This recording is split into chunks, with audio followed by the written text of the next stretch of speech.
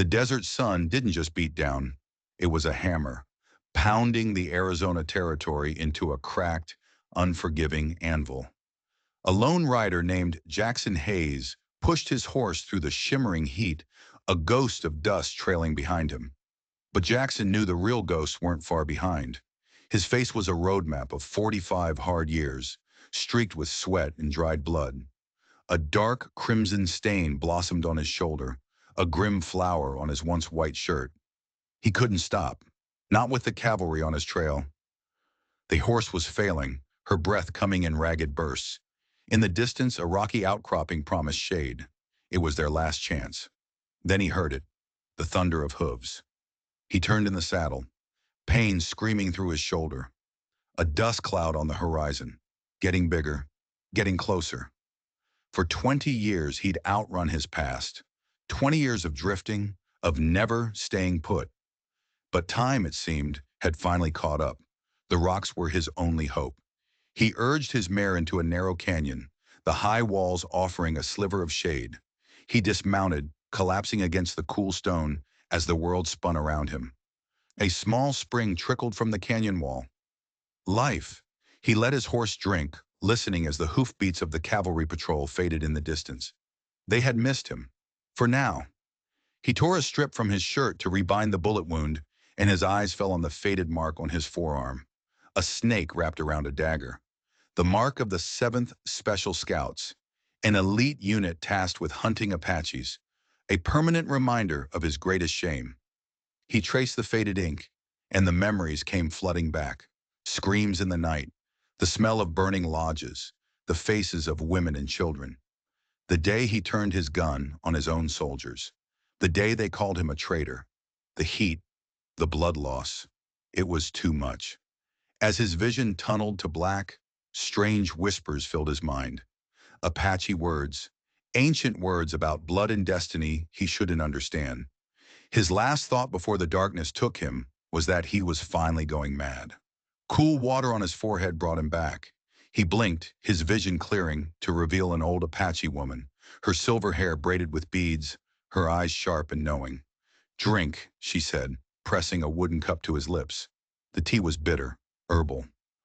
"Who?" he rasped. "I am Talasi," she said. "You are in my care now." Then he saw the other one, a younger woman standing at the mouth of the cave.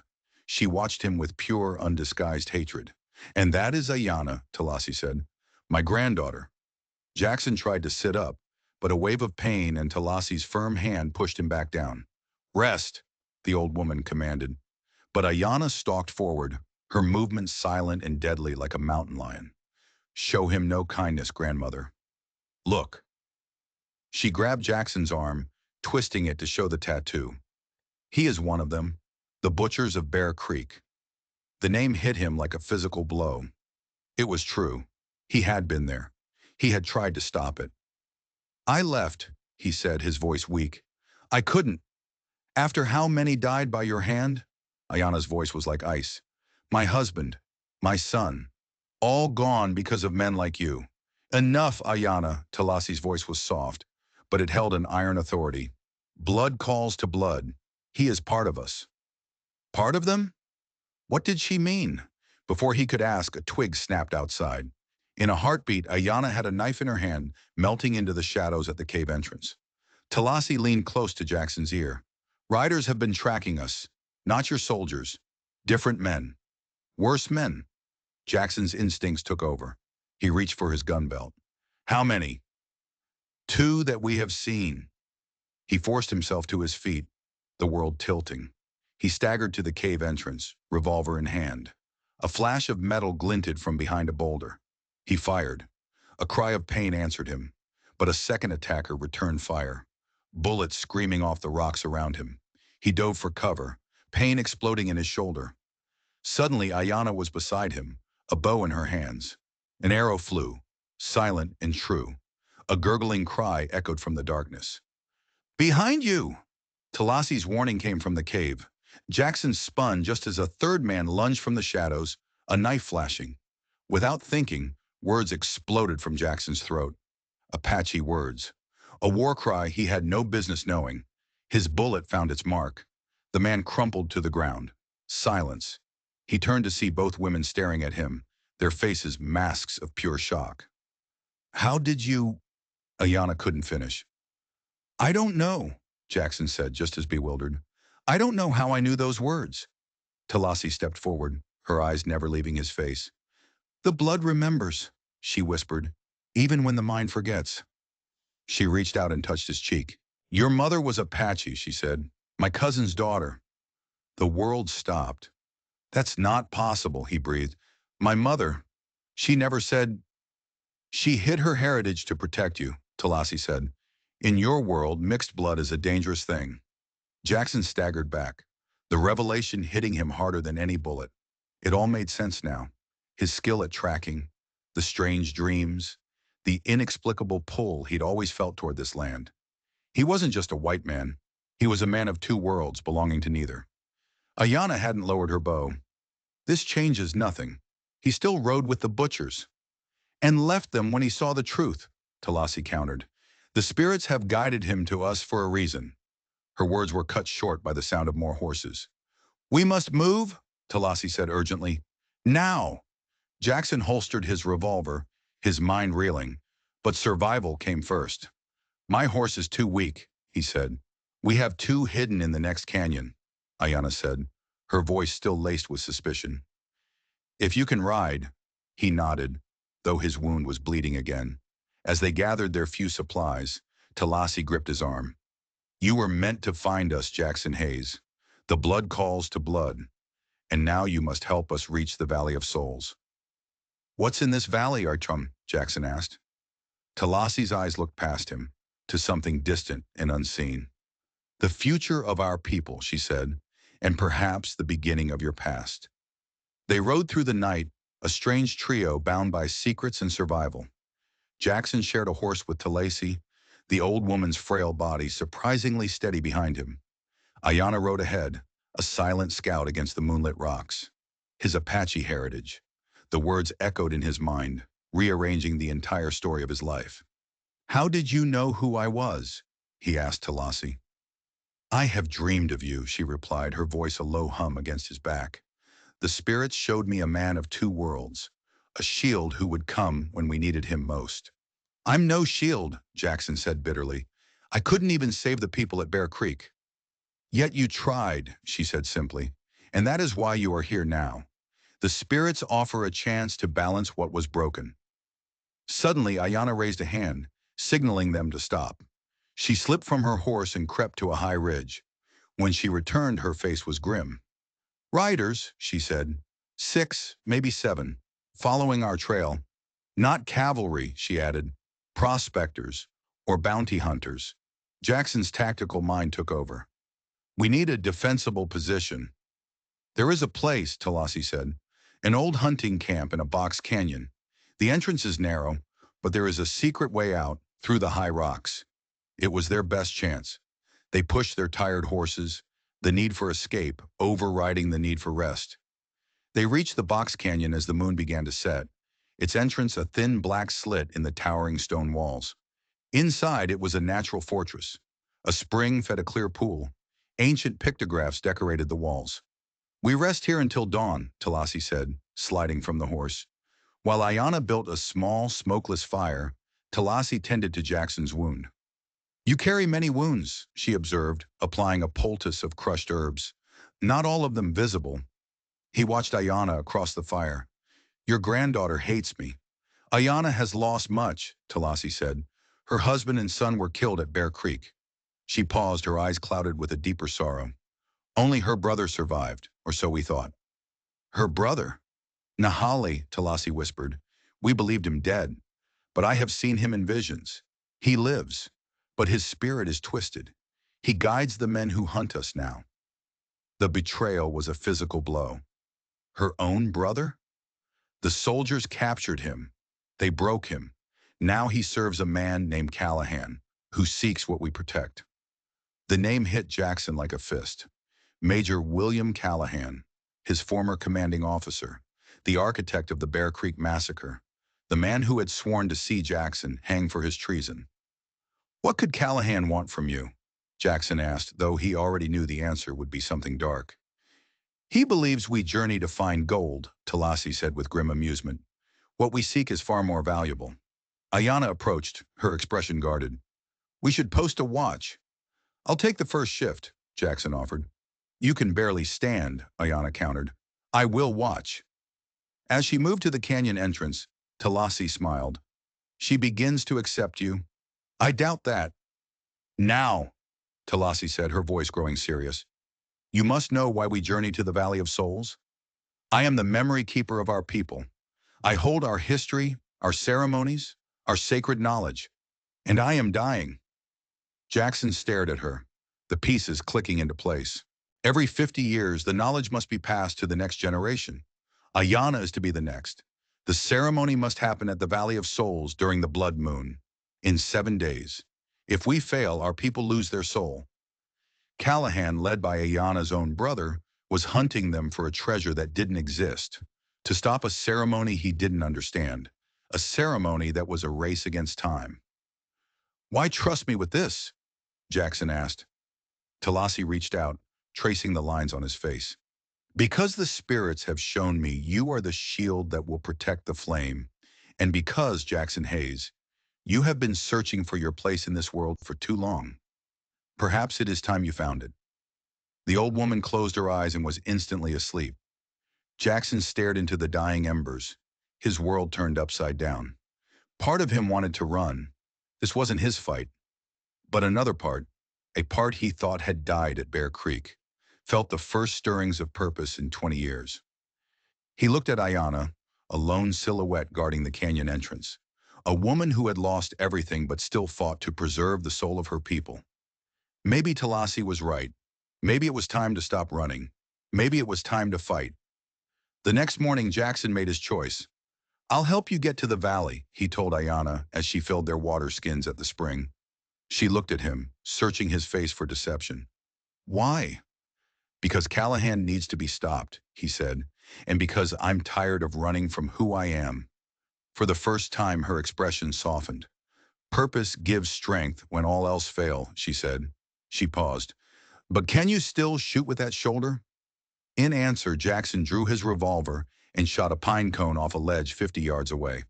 A ghost of a smile touched Ayana's lips. It will do. As they prepared to leave, Talasi approached Jackson. She placed a small leather pouch on a cord around his neck. Protection, she said, a reminder of who you are becoming. Then her eyes fell on the worn silver medallion he always wore, the one from his mother. Talasi turned it over, her eyes widening at the symbol engraved on the back. This is the mark of our family line, she whispered. The Bear Clan. She wanted you to know. Jackson stared at the medallion, at the intricate lines he had never understood.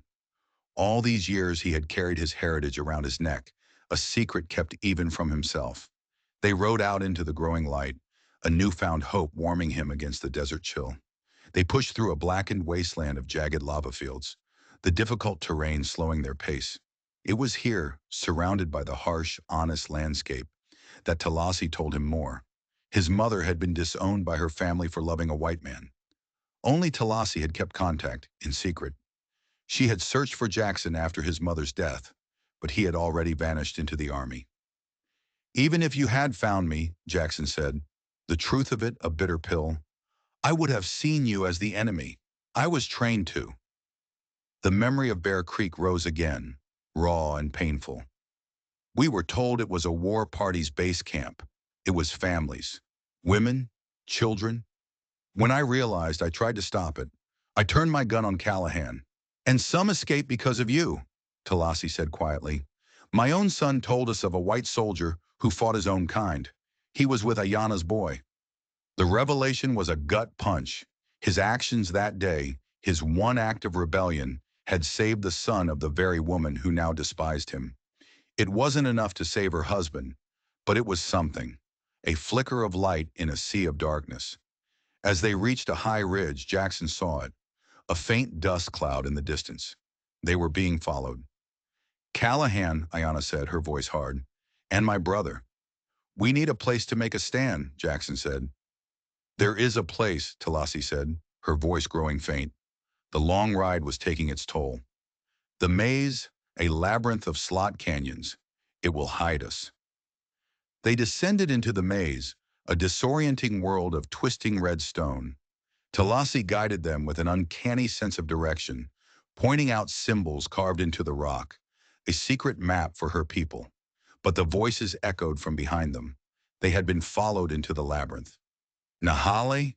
Talasi said grimly. He knows some of the ways. The maze was no longer a sanctuary. It was a trap. There is a hidden path, Talasi said, pointing to a narrow crack in the wall, known only to the memory keepers. It leads to the valley, but the horses cannot follow. They had no choice. Ayana sent the horses galloping down the main passage as a diversion, their hoofbeats echoing through the stone corridors. Then they squeezed into the darkness of the hidden path. The passage opened into a glowing cavern, lit by phosphorescent minerals. A sacred spring bubbled from the ground. A sanctuary, Talasi whispered. We are beneath the Valley of Souls. She announced the ceremony had to happen the next night, under the rising blood moon. The reality of their deadline and their danger settled heavily upon them. As Talasi rested, Jackson saw a new vulnerability in Ayana. Are you afraid? He asked quietly. Of the ceremony? Yes, she admitted, but not of the pain. I fear failing my people. You won't fail, he said, the words coming with a certainty that surprised him. Your grandmother chose you for a reason. She looked at him, the suspicion in her eyes finally replaced by something else. Trust.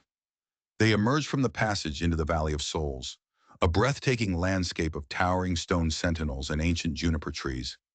It felt sacred. It felt like home. As Talasi and Ayana began their preparations for the ceremony, Jackson scouted the area. And then he saw him. On a distant ridge, a lone figure. Nahal. Jackson stepped into the open and raised a hand in greeting. After a long moment, Nahali returned the gesture. He descended from the ridge, his face a canvas of old scars and fresh conflict. They come, Nahala said, his voice ragged. Callahan and 4 men. They are a day behind. He had deliberately misled them. Why? Jackson asked. Because I saw my grandmother, my sister, and you, Nahal said, the white man who stood with them when I did not. It awakened the shame I had buried. He had chosen his side. He would not lead Callahan any further, but the final battle was still coming. That night, under the eerie crimson light of the blood moon, the ceremony began. From the sacred cave, the women's voices rose in an ancient, powerful chant. Jackson and Nahal stood guard, 2 warriors from different worlds, united by a single purpose. Then they came, Callahan and his men, moving through the rocks like wolves. The fight was brutal and desperate. Jackson and Nahal used the terrain to their advantage. Their combined skills, one Apache, one Army Scout, a deadly combination. One by one, Callahan's men fell. But in his rage and greed, Callahan made a final, desperate rush for the cave. Jackson and Nahal pursued him, but he was too fast. They burst into the sacred space to find a horrifying tableau.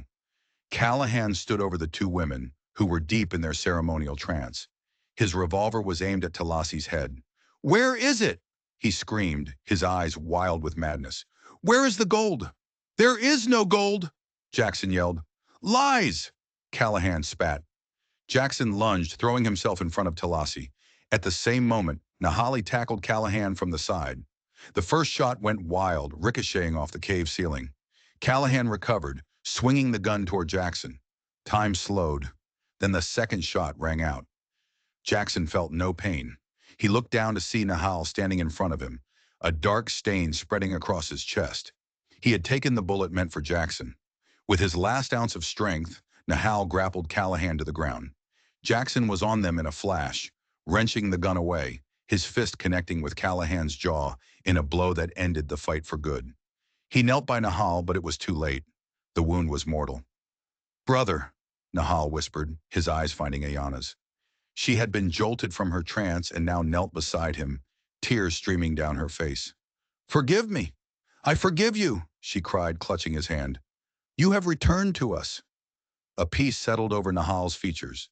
He looked at his grandmother. I remembered the songs. I know, grandson, Talasi said, her own strength fading fast. Your ancestors welcome you. As Nahal drew his last breath, the air in the cave shimmered. Strange ancestral shadows seemed to gather around them, silent witnesses to his sacrifice. The ceremony had been interrupted, but it was not over. It must be completed, Talasi whispered, her voice a faint thread. Before the moon sets. With a strength born of sheer will, she and Ayana returned to the stone platform, their voices rising once more in the ancient chant. Jackson stood guard over them, his heart a storm of grief and awe. He was no longer just a protector. He was a participant, a witness to the passing of a sacred flame. The chanting reached a crescendo, then stopped. Silence. Jackson turned. Talasi had slumped to the ground, her spirit finally released. She was gone, but Ayana was alive. She knelt on the platform, her face transformed. She looked up at Jackson, her eyes holding the wisdom of 1,000 years. Jackson, she said, her voice new, deep and resonant. I see so much. Help me find my balance. He went to her and took her hands, anchoring her to the present as she navigated the vast ocean of memory she now contained. In the sacred cave, surrounded by sacrifice and sorrow, Jackson Hayes finally understood. His mother's blood, his father's world, his past as a soldier, his future as a protector. It had all led him here. The circle was complete. In the days that followed, Jackson helped Ayana bury her brother and grandmother according to the traditions she now carried within her. They left Callahan tied up for the authorities, along with a detailed account of his crimes, including the murder of Alara Clay. Justice in the white man's world would finally be served. But for Jackson and Ayana, a new journey had begun. Ayana, now the memory keeper, had a sacred duty to her people. And Jackson, the man of two worlds, had found his purpose. He would be her shield, her protector, her bridge between the past and the future. They left the Valley of Souls together, not as strangers, but as family. A new clan, born of blood and choice, ready to face whatever the changing world would throw at them. The drifter had found his home. The warrior had found her peace. And in the heart of the unforgiving desert, a legacy of courage, sacrifice, and love would endure. If this story of a man who found his soul by protecting the heritage of his people moved you, we'd be honored if you'd subscribe to our channel. Every story we tell is a journey into the heart of the Old West, where destinies are forged and legends are born. What did you think of Jackson's choice? Let us know in the comments below.